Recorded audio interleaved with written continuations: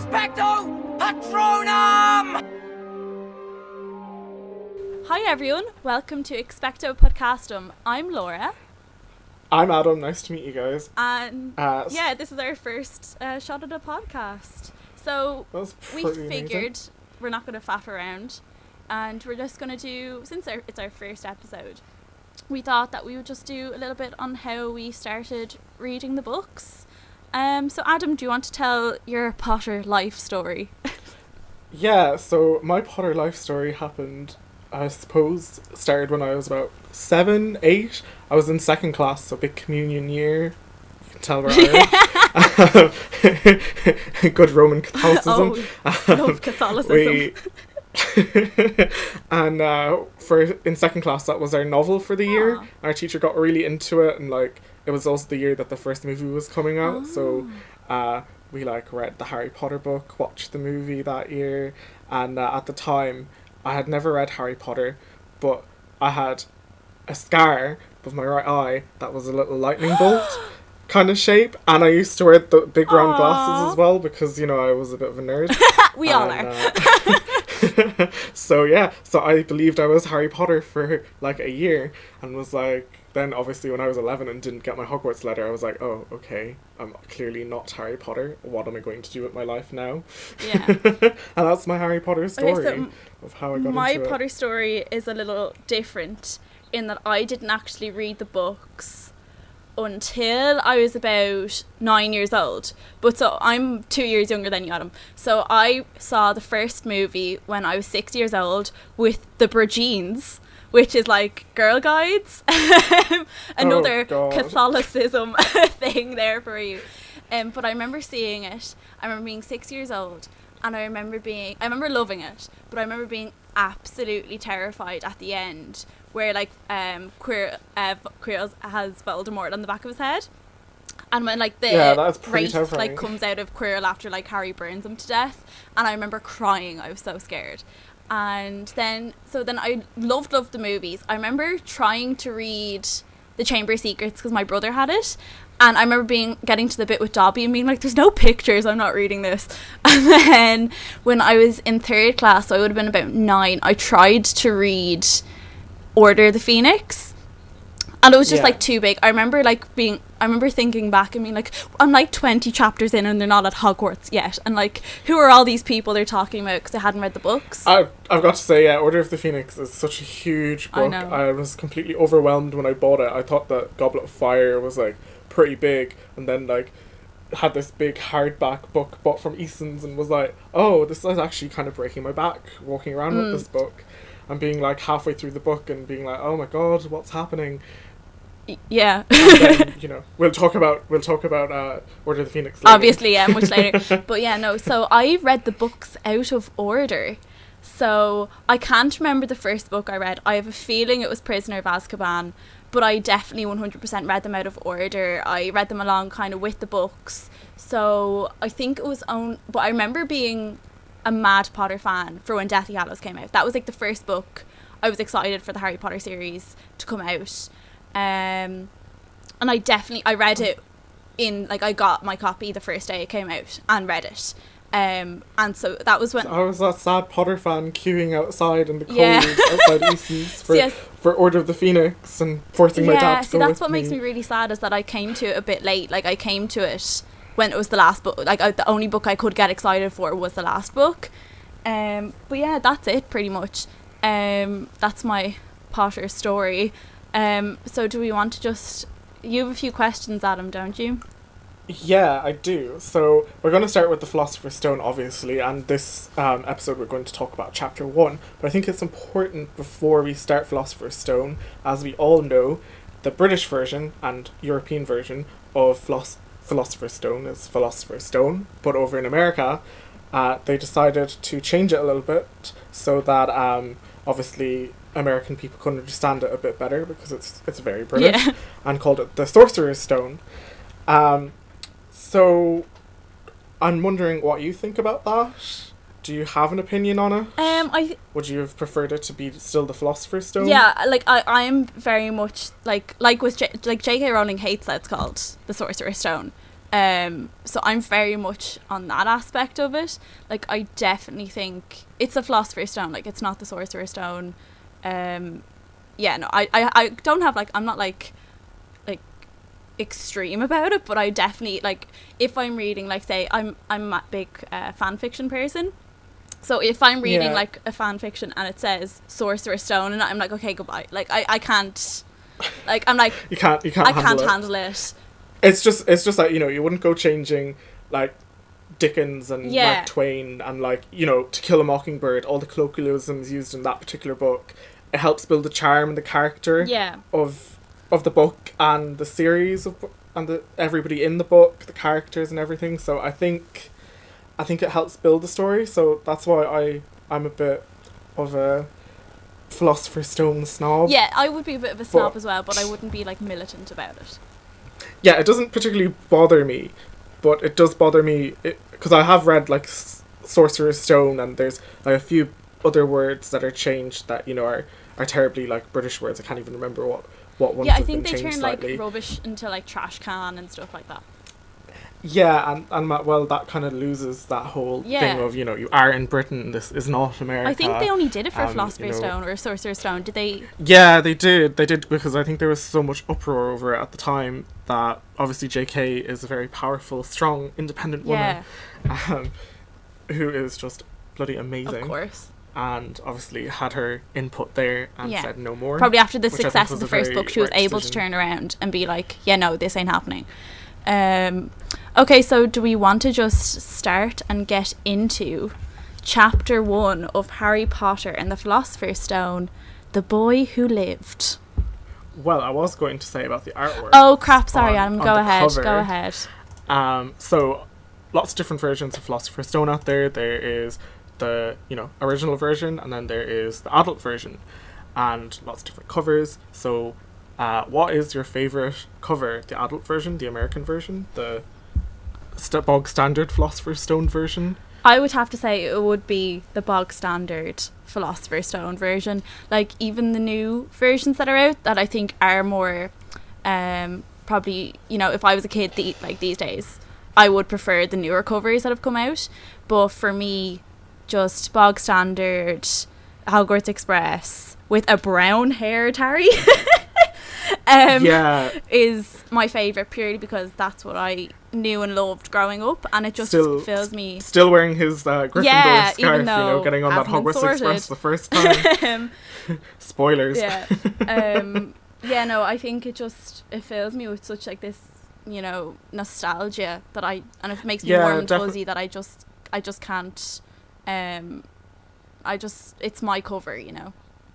Yeah, definitely the same here. But I also absolutely, I don't know why now, I love very simple covers, and the adult versions are just so pretty with their black covers and then just one little picture, and I'm like, oh, give me it. Yeah, no, I have the adult cover. So I have the UK children's version covers from 1 to 6, but then Deathly Hallows is the adult version because that's all they had left in the shop when we went to buy it. So when I moved over from Ireland to Cambridge, I rebought all the books from charity shops because I couldn't do without having my Harry Potter books, and it was going to cost €1 million to get them shipped over, so I was like, hell no. And for Order of the Phoenix, I couldn't find it anywhere, and they only had the adult book cover, but then it just looks so out of place, so I hunted and actually finally found a proper Order of the Phoenix cover from somewhere. That was not Cambridge. I think it was up in York in the market. I was like, okay, I had to go all the way up north just to find that. How and ever. Okay, so any more questions? No, I think that's it. Actually, yes, one more. So, Philosopher's Stone is a very old book now, 20 years old. And there's so many different languages that you can get it in. So is there any languages that you've read it in or purchased it in that aren't very, like, standard languages, so like your French or your, you know, German? I haven't bought it, I got it at the library. I have read Harry Potter and the Philosopher's Stone in Irish, as Gaeilge. I did it when I was for leaving cert, so that's kind of like your final exams leaving school. If you're in the UK, they're kind of like the A levels. I did it in preparation for my Irish exam, just to kind of brush up on my Irish, because I felt that I knew that book so well that I could, I could even translate it in my head if I didn't really understand what was happening, because that was a pretty good thing to do, actually. Yeah, I've read it in Irish as well, but not for the leaving cert, just out of my own boredom. For the crack, like. I did it when I was in college. Yeah. So not. I was like, oh, I don't even need to do Irish anymore, but let's read it in Irish. Yeah. Sat there in the library in Trinity being like, oh. Yeah. Okay. So I already kind of did my opening, but I'll do it again. So we're just going to keep going. So I don't think we're doing one episode per chapter, because I think, don't want to get too in depth. But we'll just start with chapter 1, The Boy Who Lived, and we'll just keep going until the hour is up, because we're going to I think we're going to be quite strict and keep these at an hour long, because we could probably ramble for hours and hours and hours. I could rant and rave about Harry Potter all day and night. Yes, same. But some of us would like to get to yeah, it too. but yeah. So we start at number 4, Privet Drive, of Mr. and Mrs. Dursley, who were proud to say they're perfectly normal. Thank you very much. So essentially, we learn that Mr. Dursley is the director of a firm called Grunnings, which made drills, which is very odd. This chapter, we learn who the Dursleys are, and that they have this like persona to uphold. Yeah. Like a standard of, oh, we're perfectly normal, but then you can tell already from like the first page that they hold a secret, but we're not too sure what the secret is. Yeah, like Petunia Dursley, who at this moment is only referred to as Mrs. Dursley, is essentially just a desperate housewife. She's so nosy. Oh my god, she's like peeking over people's walls. I know, she literally reminds me This? of a woman who lives in my estate, who like, just like when she walks down the road, is just like looking into everyone's windows. Like when she's walking by, she's just like looking in. I think every estate has something like that. And then Vernon Dursley, Mr. Dursley at this stage, I think he's like the epitome of the privileged straight white man. Like he hates anyone who is different or like slightly peculiar, including hating cats that are acting slightly strange.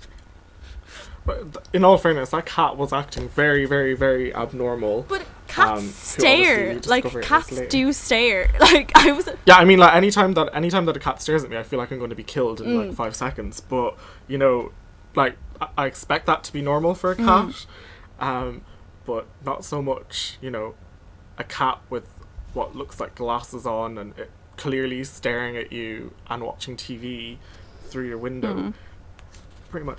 So. We learn as well that obviously the Dursleys have a little son, Dudley, who is already pretty spoiled. You can kind of tell from the first chapter. You kind of learn that like the Dursleys are terrible parents. Yeah, like, definitely. Little Tyke when he's like throwing cereal at the walls and like having a massive tantrum. But then we also hear slightly about the Potters, and these people called the Potters, and we don't really know what they're about yet, but we know that they don't like them, essentially. They don't like them, essentially, but that Petunia is related to them. Yes. We don't know how yet, because they don't say. Yeah, they don't that say obviously just yet. Lily is her sister at that point, very early on, but we just know that they haven't spoken in years. So one of my things that I wrote here was that is it that Vernon and Petunia had this really huge pride in keeping up their appearance, that's basically what drove the wall between them? Or is it that, because it seems that they were really concerned about the impact that knowing Harry and the Potters would have on Dudley? Yeah. Like, was it for their child's safety? And I was kind of like, are they good parents? But I think we can see are they good from parents? the next chapter that they're not good parents. Well, yeah, at that stage it gets a bit more clear, but at this stage it was pretty much, when I reread it there, I was like, oh yeah, maybe they're good parents, maybe they're not good parents, don't know yet, a bit early on to tell.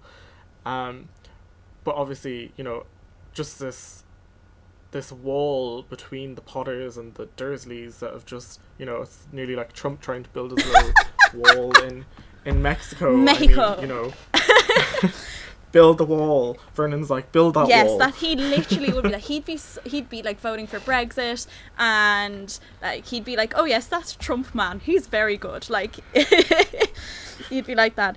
So like Mr. Dursley gets angry at like the smallest things. Like he was enraged to see that like people of different ages were wearing like an emerald green cloak, like like enraged. But he doesn't like really pass much heat on. He's just like, oh, I'm really angry at this, but he doesn't consider it terribly strange. Yeah, like we know from the off that there's something strange after happening, like when he's walking to work. Yeah. But it's still really secretive, Yeah. so we don't know exactly what's happened. we just know he's having a bit something has of a happened. weird day. But he's just like, oh yeah, I'm having this weird day, but it's perfectly normal. Yeah, he doesn't suspect like what we come to know at all until Is that just like us as normal people will just walk around like London and not pay heed to what's going on, really? Like you do see some people's dress. It's a little bit of an like odd. if I see someone dressed like a group of people dressed strangely, like he even assumes like it's some sort of stunt or a charity thing or whatever. Yeah, exactly. I suppose you know that's probably what he is thinking. Is like, oh, so some charity. I think, and then what we learn here is that like Mr. Dursley is like a massive asshole, because his normality, like his normal day at work includes yelling at 5 different people and making several more important phone calls and shouted a bit more, and this put him in a very good mood. like I suppose he just needs a few anger management I lessons. definitely really, think he has anger problems. channel his anger into appropriate means. Yeah, definitely. And then we hear some strangers mention the Potters. That's right, that's what I heard. Yes, their son Harry, which makes Mr. Dursley freak out and like make him nearly call his wife, but he doesn't want to upset her. So, and then we learn that Mrs. Potter is Mrs. Dursley's sister. Dursley's sister, Lily. And then from that, then Vernon goes home, and he didn't notice all of these owls flying around all day, because this is my favourite thing. It's like, you can tell that he's really into his work, because his desk faces like the wall, Yeah, or it something probably like that. faces the door. He or has his something. back to the window. Oh yeah, because he doesn't so care he's not about like nature distracted. and the outside world. But so then obviously he becomes even more enraged because like an old man hugs Mr. Dursley like around the middle. That is such a big no. I mean, you know, Yeah. I would never want But- somebody random to come up from Yeah. the street and just. So- and then he gets called a muggle as well by Which that I think is man. strange, because I think at some stage, like, do you think that Petunia and Vernon went to Lily and James's wedding? Like, do you think? Like, I feel like he Oh. would have been called a muggle before this. I feel like he definitely would know what. Yeah, a muggle like is, I feel it's strange that he doesn't know what a muggle But is. Because even But I feel like it would have been ages ago, and that he probably wouldn't have remembered the word. yeah, probably blocks everything to do with like magic out of his head. Yeah, but still, I'd still be a bit suspicious. I just think as well, like, the wizarding world and the way that they're celebrating is just so unresponsible. It really, really is. I mean, but I can understand their excitement about what's gone on and everything, and that you know who is dead, blah blah blah. He's gone. There's nothing to worry about now. But they're risking the exposure. yeah, they're risking the like, statute of sending secrecy. owls, sending loads of owls during the day, and then later on, there's the weatherman with the weather report, Yeah. and he's saying that there was shooting stars seen, and it's like, are you guys a bit stupid? Like, you know about the statute of secrecy, you know how important it is that you guys don't get exposed. Yeah. Like, equally, celebrate, but celebrate in a responsible manner. So I think something funny here. So he asks Mrs. Dursley, Vernon asks Mrs. Dursley about her sister and about what, like, his nephew, like his age, and she says Harry. Nasty common name if you ask me. Like, I feel like she would like if they called him something extravagant, she'd be like, oh, it's very out there. Like, you know, they should have picked something more common, exactly. like Harry. Like, I feel like she's just gonna hate whatever name they call their son. Oh, and another thing that I picked up on as well during the book, from doing loads of Harry Potter quizzes and everything, is one of the most popular questions that we get that I've ever got asked is what is the name of the weatherman in Harry Potter and the Philosopher's Stone? It's Ted. It's the one that I always forget. Do you think it's Ted Tonks? I'm sat there. I don't know. Oh, that could be interesting. No, I doubt it though. I doubt it. So essentially they go to bed. He has a bit of trouble falling asleep, but he does. But now we come to outside. There, all of a sudden, now this is an inconsistency I found. So the cat is outside. A man appeared on the corner that the cat had been watching. Appeared so suddenly and silently, you'd have thought he just popped out of nowhere. So this, so obviously this is silent apparition, but like we know further on in the books that when you apparate or disapparate, it's like a crack. Like, it kind of sounds like a car being backfired. So, and unless Dumbledore is just like able to do that, but I don't know later on. I feel like that's something that Dumbledore would probably be able to do. I mean, he's pretty powerful, so. And so then another inconsistency is he pulls out a put-outer, which... That makes my spine hurt. That word, putter-outer. Oh, my I know. God. I think, though, maybe it's just that, like, Dumbledore was just like, oh, yes, I'll call it this put-outer. But then when it came to, like, writing his will, he was like, no, that's too plain. Deluminator. It's a deluminator. But I think something that isn't, you know... So basically what Adam and I have discussed is that once we finish Philosopher's Stone, we're going to cover the movie and talk about the differences and what we like about it and what we don't like about it. But something I think that the movies really didn't capture is Dumbledore's, like, how eccentric he is. So eccentric as you go on and like, on and on. You forget, like, it's more and more. It's taken a while because, like, I'd read them so much. Like, you're kind of like, oh yeah, I've read them loads. But then you go back and you read them, and you're like, he's talking about like cheese cauldrons at one stage. Like, he is so eccentric, and that, like, they tried to pull it out of nowhere all of a sudden with Michael Gambon in Half-Blood Prince. Now, I don't want to get too much into the movies, but it's just like a bone like that I don't like. Is like what you forget if you just haven't read the books in ages and have only looked at the movies. Is just how like eccentric Dumbledore is. He's just mad, absolutely mad, but super smart. I mean, you know, he made that deluminator or putter-outer. Yeah. But I wish that was real. I mean, the amount of times I've come out of work, just got straight into bed and then be like, oh, my light is still on. Click. There we go, problem solved. No, I have to get out of bed and turn off my light, which is all the way on the opposite side of the room, which isn't exactly that far, but still. And then we are first introduced to Professor McGonagall, who we learn was the cat that had been acting strangely all day. Magic. So we learn, like, she's obviously young enough because her hair is still black. Yeah, I found this thing that was like critiquing their casting of... Yeah, they definitely cast everyone too old.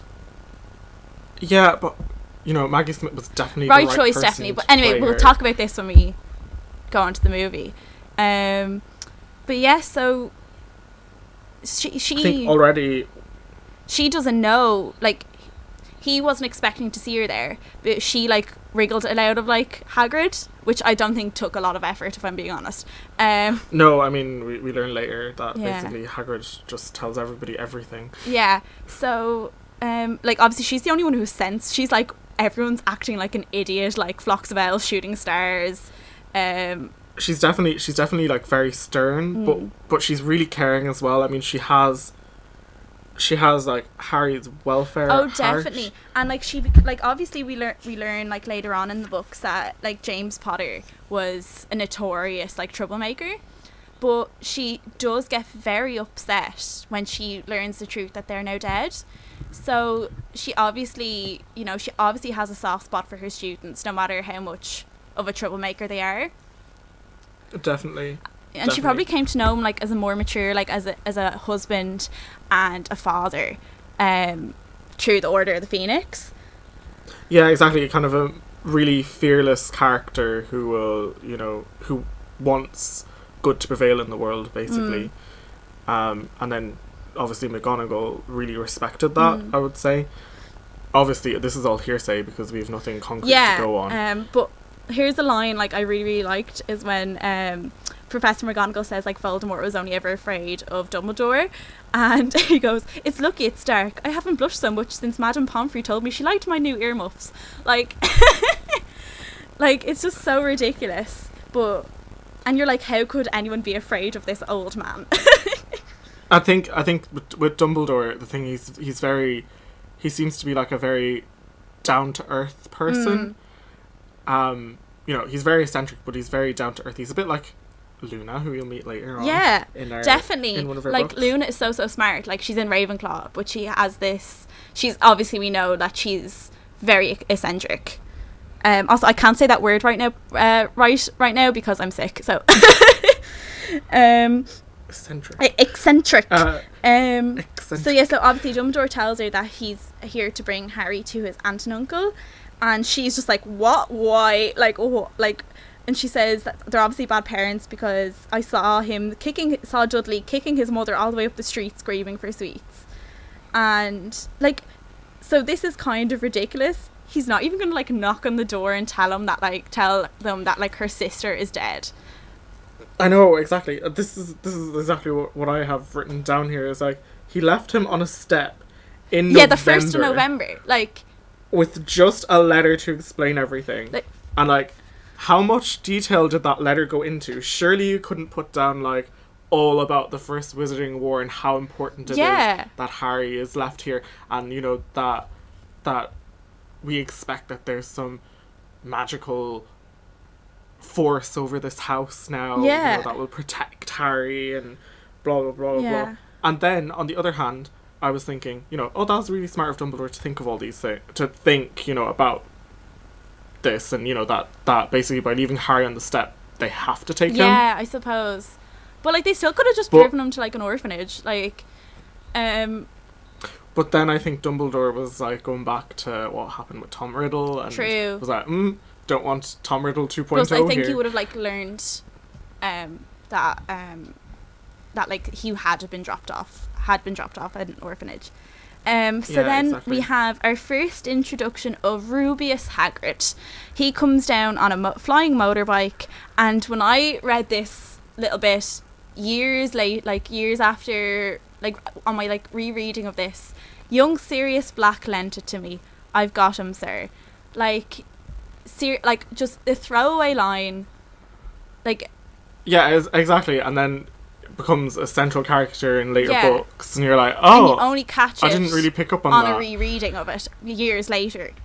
But yeah, so we learn that Godric's Hollow is obviously probably down near Cornwall because they flew over Bristol on the way to Surrey, and then we see our little boy wizard. I never picked up on that. Actually. Yeah, it's. I always thought that like Godric's Hollow was kind of a bit northern. Yeah, no, fell asleep flying over Bristol. And then of course we see my UK geography skills are our little baby boy wizard and our hero, the boy who lived, Harry Potter, and he has a curiously shaped cut on his forehead like a bolt of lightning. And that's where we learn that's where Voldemort tried to kill him, and he'll have that scar forever. Pretty kick-ass scar. It is, to be honest. And then Dumbledore mentions that it can come in useful because he has a scar over his left knee, which is a perfect map of the London Underground. So that would be fiercely handy instead of pulling out my iPhone on the tube and being like, okay, where am I going? We then learn that Hagrid is a gentle giant, as he's very upset to say goodbye to Harry. And of course then, like, they're leaving it, like, it's cold. It's the 1st of November. Like, and I feel like he was just wrapped in this little tiny blanket as well by the sound, by what it was described like. I'm like, no, layers, people. Layers. And then, so essentially they go to leave him, and I think, oh no, I wanted to say something, that like Dumbledore's like, oh, he'll stay here until like he's able to take the fame later on. Like, no, he's going to be 11 when he finds out he's famous. Like, who's able to take fame at 11 years old? Like, we have seen child stars, like Lindsay Lohan. And just this real sudden fame. Yeah. Like, where Yeah. you know, he didn't know, at least if you were growing up knowing that you were famous, it kind of, I mean, you know, there is the flip side where, you know, you can get a really big-headed, blah, blah, blah, Yeah. blah.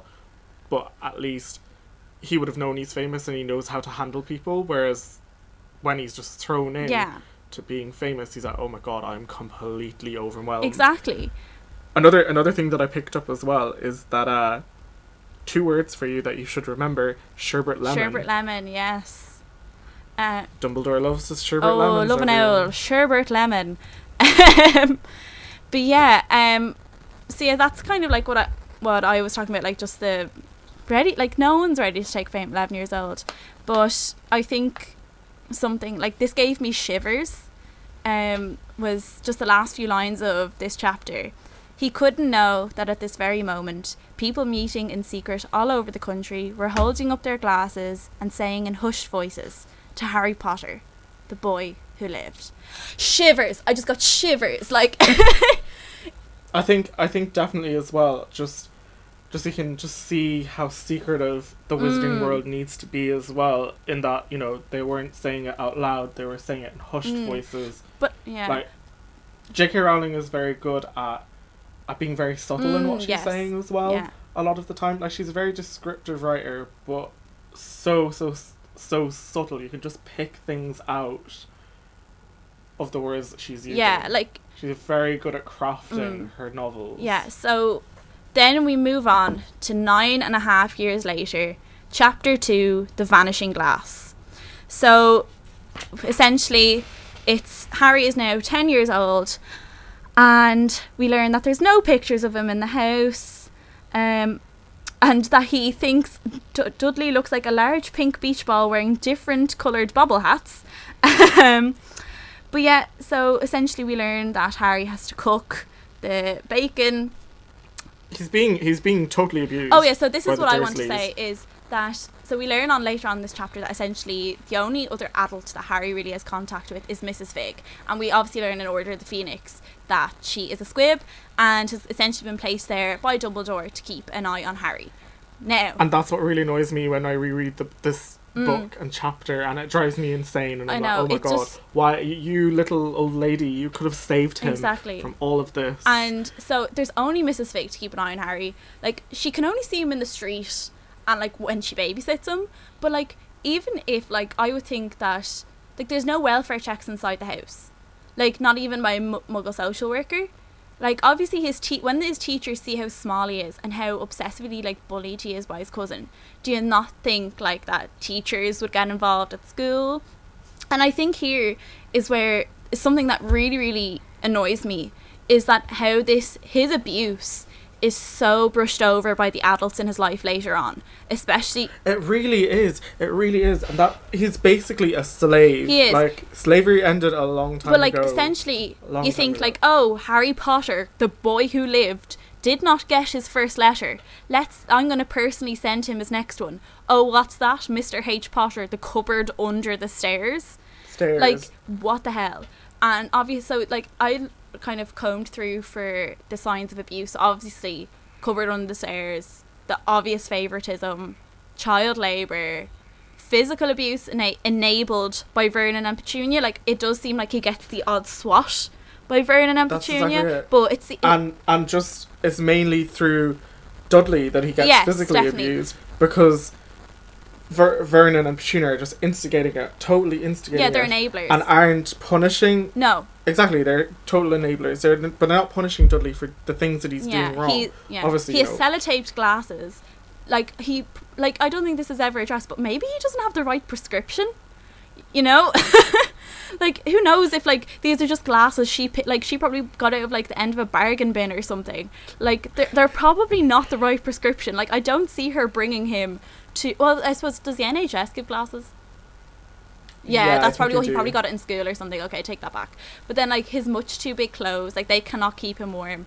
And then I think the biggest form of like physical abuse that Petunia and Vernon do is that like they threaten him with meals and like starve him. And lock him in the cupboard. In the cupboard under the stairs. Yeah, that's like holding someone against their will, essentially kidnapping. But they also, you could say that they also abuse Dudley in that they overfeed him, they spoil him, and they don't discipline him. Like that's kind of something like what's said like by Dumbledore in Half-Blood Prince. I don't want to jump too much ahead, but you know when he talks to them at the start, he says something like, "What you've done to Harry is nowhere near as bad as what you've done to Dudley." Like, Totally. But then, what I found interesting though in reading this then was like Harry's dream about this. I was just about to say that. How positive he was about this dream, and then I'm just like, oh, it's not a dream. It's just a memory and of happier times and. That just made me a little bit happy. So I just want to touch on something here. So spoilers if you have not seen Fantastic Beasts, but Harry could have very easily become an Obscurus. That literally my note exactly next was that. And it's essentially if Vernon and Petunia had said, "We hate you because you have magic." If they had told him like when he was young, the reason we hate you is because you have magic and we're punishing you and doing all these things because you have magic, he would have essentially been Credence and he would have become an Obscurus. Like there's a fine line here. Oh yeah, most definitely. This was my exact same note, exactly the same things there. Yeah. We also in this chapter we just see how spoilt Dudley is. Again, I mean, his parents encourage him to be that way. So as well, he gets his own way, and he gets his own way by absolutely any means. Exactly. At all. And we learn that Harry thinks that his parents have died in a car crash. And also, I'm not one for segments on podcasts, but I just want to have an alert. So, Sassmaster Harry here. Dudley looks like a pig in a wig. Like, it's just like. Spoiler alert. Spoiler. But yeah, so essentially, like, does he even know like what his parents' names are? Like, does he know that like Lily and James? I would say probably he doesn't even know their first names. I really don't think he does. Or barely knows their first names. He knows nothing about them at all. We can just see this. But what I find interesting as well is that Harry knows that there's definitely something not adding up about his parents dying in a car crash, because his memory from that traumatic experience, being a 1-year-old, because, you know, even as a baby, if something traumatic happens to you, you can remember certain parts of that. That he just remembers this green light. Yeah, and he's like, I don't understand how there was a green light in a car crash, but, you know, whatever. Car crash. So obviously he can't stay with Mrs. Figg, and he goes to the zoo with Piers Polkiss, who does not exist in the movies, and Dudley. And what I picked up as well here is like Piers doesn't feature in the movies, and then Dudley, we find out his description is that he's blonde, and he's not blonde in the movies. Well, I don't really mind that too much, if I'm being honest. Like, I don't really mind that. You know, like, he is a fat kid. No offence to the kid, like, no fat shaming, but, like, he was a chubby kid, so that was more of, if Dudley had been, like, skinny. Yeah, exactly. So hair colour doesn't really bother me too much if it's, like, a side character like Dudley, and it doesn't really matter. Like, if Ron had, like, brown hair or blonde hair, that would be annoying. And all the Weasleys weren't ginger. Yeah, definitely. But I think for someone like this, like a side character who we only really see for about 2 minutes at the start of every movie, and not even in every single movie, it doesn't really bother me. We also see as well in this chapter that Harry is this like magnet for strange things happening. Yes, mysterious we see that he was being, being basically bullied in school by Dudley and his gang, and that, you know, he's running away from them, and next thing he's on the roof of the school. That's a powerful thing. No idea how to like how he got up there, and Harry must be and his haircut as well. A powerful wizard to do that. Like, we see that like Neville doesn't show any instances of like accidental magic until his uncle like throws him out of a window and he bounces. Like, but Harry apparates. But what I found is that kids seem to only show their magic when they're in a stressful situation. It seems to be. Yeah. So obviously Neville hasn't been super stressed before obviously being thrown out of a Yeah. window, which you're like, oh crap, I'm gonna die. Whereas Harry has this moment all the time of just being constantly bullied Yeah. by, and obviously as well with the haircut thing, people are like, oh, that's not really a traumatic experience. It But he is. really did not want to go No, to he school the didn't. next day, and then overnight this hair just grows out again. Yeah. And that is why that happened. And the jumper. He was mortified at the thought of going out in that jumper with orange baubles. Yeah, he but as well, just to touch on like Dudley and his gang again, they successfully managed to alienate Harry in Definitely. school, and this just makes him a loner. And maybe if Dudley had actually been nice to Harry, Harry might have had a friend. Exactly. Like, it's just But- so sad to think that his parents like encourage this behaviour of hating Harry. Oh yeah, Dudley's character doesn't fall far from the tree. No, at he all. doesn't. So we're on the way to the zoo, and Harry's just like there's some motorbikes, and Harry's just like, oh, I had a dream about a motorbike, it was flying. And of course, like, Uncle Vernon nearly has like a conniption fit, and he's like, motorbikes don't fly. and he's just like, and Harry's just like, chill, it was only a dream, like, I know that like it's ridiculous, motorbikes obviously don't fly. And so they kind of have, Harry has a great day at the zoo so far. He gets the ends of Dudley's Knickerbocker glory, and he gets they get guilted into buying Harry a cheap lemon ice lolly. Which I just think is such a big moment Oh, for it Harry, is. where he's actually like, oh wow, I actually got something, I know. instead of just 50p for birthdays Yeah. and Christmas. I'm surprised that he even knows when his birthday is. I know, right? Like, why would they ever acknowledge it? So then, of course, Harry starts to talk to the boa constrictor. So it's kind of a one-way conversation. Like, we don't hear the snake talk. He just kind of does movements, but Harry is talking to him. And then, of course, Piers comes and shoves like Harry out of the way. What I love is that JK, she just personifies the snake Yeah. as Harry, just being trapped and bored of its existence and just constantly being disturbed by people tapping on the glass. No, I that's just like love when that. I just Harry's thought, like Petunia's like tapping on his cupboard door. cupboard door, I was like, this is Harry. This snake is basically Harry. And then obviously plot point, Harry talking to Snape. Yes, which we don't see again until obviously the next book. So a bit of foreshadowing. But then of course, here's the abuse. Vernon thinks Harry's done this on purpose, and he go cupboard, stay, no meals. Well, of course, before all that, the glass Yeah. vanishes and the snake gets out and there's chaos and everybody running around and And then of course in the book nobody gets trapped behind the glass, nobody falls in, whereas in the movie obviously inconsistency in the movie. Yeah. But I think I preferred the movie better. Yeah, that they get trapped in there. in that Yeah. aspect. And so then I think this is so sad that he's just like, when he had been younger, Harry had dreamed and dreamed of some unknown relative coming to take him away, but it had never happened. The Dursleys were his only family. So yeah. Oh, and then he I talks just think- about how like people have come up, really randomers Randomly in have come the up street, to him. yeah. But the thing is, like, how do they know that's him? Obviously, maybe they see the scar, or he's just like Scar. got stalkers. Like, But it's always said that he looks very like James. yeah, as well, I suppose if people had all known him. throughout the series, so I suppose people would know what James Potter looked like and everything.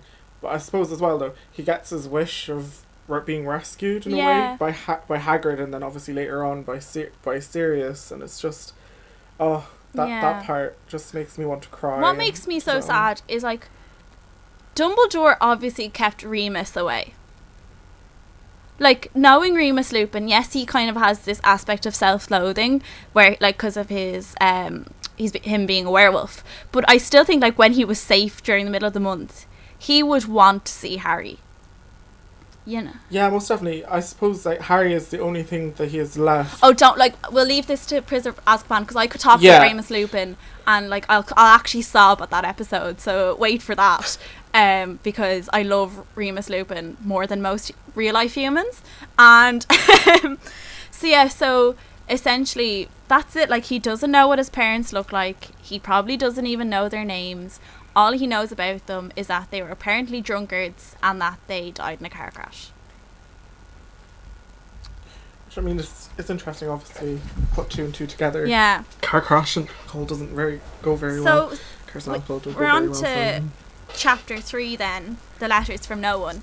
And something again, like, it says by the time he was allowed out of his cupboard again, the summer holidays had started. Does that mean they were keeping him out of school? I say that he was allowed to go to school, but when he was out of school, he had to go back into his cupboard. Yeah. I would say. So then I mean, if he didn't turn up for a few months into school, I would say that the school would be pretty worried about him. I think Dudley is birthday is in June, and so Harry's at the end of July. And you know the way in the UK, exactly, so in Ireland June we got like holidays. 3 months holidays. So I remember being very confused at wondering why they were at school for so long. But in the UK, I think they go into like mid-July. So then like. Oh my god, mid-July, yeah, really? I think they go that far. This is how little we know about the British education system, in case you couldn't tell, like Adam and I are from Ireland. I'm from Dublin, Adam's from Galway, but currently living in Cambridge. We are in 2 different countries recording this at the moment. The wonders of Skype, yes. thank God for Skype. Technology. So again, we learn that Piers, Polkus and Dudley are going to Vernon's alma mater of Smeltings. Smeltings. Is that a boarding school? I don't think it's a boarding school. I think it's like a comprehensive school. Like a grammar school. Yeah, like, you know, one of those kind of paid it's tuition ones yeah, so here in the so you UK. think it's like I can't remember if it's comprehensive or grammar school. because it says here the local one of them. comprehensive that's Harry's going to. Oh, So okay, and then yeah, Harry's going to go I'm to Stonewall High, which sounds rough. And again, Sassmaster Harry, when Dudley threatens to like try, they stuff people's heads down the toilet the first day at Stonewall, want to come and practice, and Harry's just like, the poor toilet's never had anything as horrible as your head down it. It might be sick. Like, like they really left that aspect of Harry's personality out in the movies as well. Definitely. I mean, sometimes it was edited out as well. Like, we can see from some of the deleted scenes in the movie that Harry is Sassmaster, but yeah, it gets deleted. So then Harry then gets a letter through the post. Well, I was just going to say something first in that Harry's left at Mrs. Fig's again, but like this old woman who talks about her cats is the great overseer of Harry Potter, and this like the only person who is keeping an eye on Harry. Like, what is Dumbledore thinking? He could have very easily, you know what he could have done? He could have put Remus Lupin in that frickin' estate. Just not tell Harry about magic, but being this really nice neighbour. You know? And then Remus goes off to the woods once a month, or wherever he goes. He can apparate somewhere. For a camping trip. He goes on monthly camping trips that just so happen to be around the full moon. But also here, they... So then Harry does get a letter. And I think, obviously, when he does get that letter, JK's humour just shows out in that address. little whinging. Well, not even little whinging, just the cupboard under the stairs. I'm just like, okay, that is pretty hilarious. Yeah. I mean, totally Dumbledore's character to shove something like that in there, you know, to be like, we know what you've been doing. But I think if Professor McGonagall was handwriting, or anyone was handwriting these letters, they would have been a bit concerned. So I say it's like, you know, they in like the quick quotes quill that Rita Skeeter has. I say it's just like some automatic thing. Oh yeah, most definitely. That's just like, and they like, it's like magic. some like assembly line sort of situation, and she just signs the bottom of all these letters.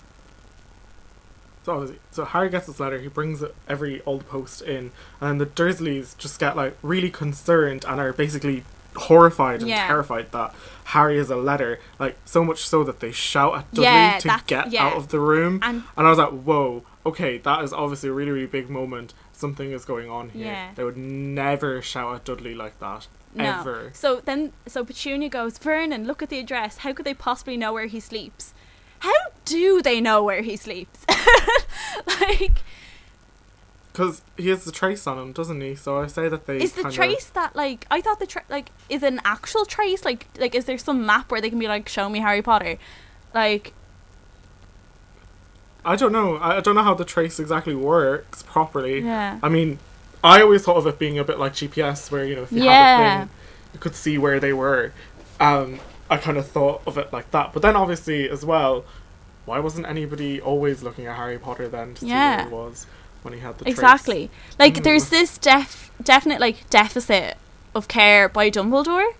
Like, he's like, oh, Harry's off with his relatives, grand, like, sure be grand. You know? Obviously then Harry, they're obviously freaked out by the fact that they think they know. So that shows, like, they know that their behaviour towards Harry has been very wrong. It's been wrong. And then they're like, oh crap, we have to, you know, rectify Yeah. this. So then they move him into Dudley's old room and everything like this, and suddenly Dudley's Harry's life is basically second turned bedroom. upside down. And they also have another spare bedroom for when marriage comes to visit, like, 3 times a year. How big is their 4 house? bedrooms. I mean, that's 4 bedrooms. Yeah. Like, I've never known a house in an estate to have, like, 4 Well, bedrooms. there's some around where, like, new ones where I live, but, like, yeah, like, I assume, and obviously then Harry's put in, like, the smallest bedroom, like, the box bedroom, but to him, like, it's this massive room. Compared to a cupboard under the stairs, I'd rather have the box bedroom. So then I have this really big thing in that, like, so obviously they know he didn't get his first letter. Somehow they know that he hasn't got his first letter. They should then be like, oh yeah, the Dursleys, they weren't so great about magic. Maybe they're keeping it from him. Why don't we send someone now to go talk to Harry?